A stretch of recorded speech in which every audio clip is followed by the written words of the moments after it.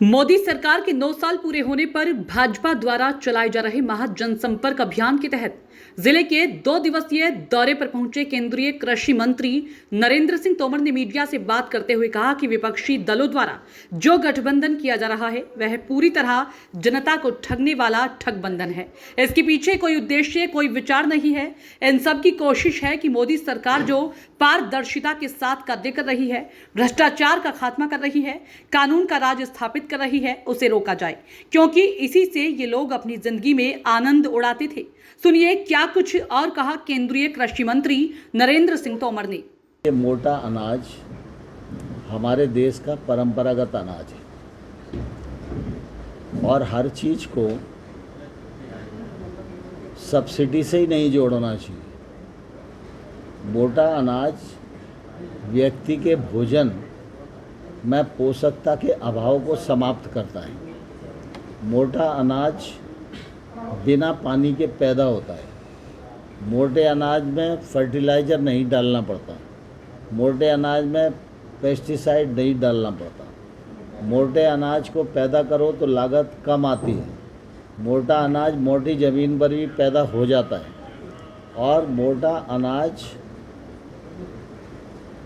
जब हम करते हैं तो उत्पादन तो होता ही है, लेकिन पशुओं के लिए चारा भी बड़ी मात्रा में उपलब्ध होता है। ये मोटा अनाज देश में और दुनिया में थाली में सम्मानजनक स्थान प्राप्त करे, इसलिए प्रधानमंत्री जी ने संयुक्त राष्ट्र संघ में ये प्रस्ताव रखा कि मोटे अनाज को, सिरिअन्न को हम सब लोगों को विकसित करना चाहिए और उसके प्रचार प्रसार की दृष्टि से कोई कार्यक्रम हाथ में लेना चाहिए। संयुक्त राष्ट्र संघ ने 2023 को मिलेट्स ईयर के रूप में मनाने का तय किया और आप देख रहे होंगे कि आज आप मोटे अनाज का अगर प्रश्न पूछ रहे हैं तो ये मिलेट्स ईयर का ही परिणाम है, नहीं तो मोटे अनाज की दृष्टि से कोई प्रश्न भी नहीं पूछता था। और मोटा अनाज का उत्पादन बढ़े, उत्पादकता बढ़े और दुनिया में मांग बढ़े, जिससे कि उसका उचित मूल्य किसान को प्राप्त होवे।